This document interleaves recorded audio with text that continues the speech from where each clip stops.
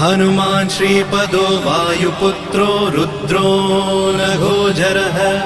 अमृत्यवीरवीरश्च ग्रामवासो जनाश्रयः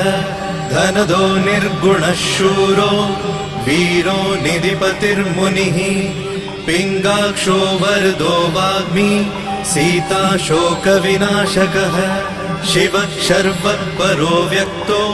व्यक्ताव्यक्तो धराधरः पिङ्गकेशः पिङ्गरोमा श्रुतिगम्यः सनातनः अनादिर्भगवान् देवो विश्वहेतुर्जनाश्रयः आरोग्यकर्ता विश्वेशो विश्वनाथो हरीश्वरः भर्गो रामो रामभक्तः कल्याणप्रकृतिस्थिरः विश्वम्भरो विश्वमूर्तिर्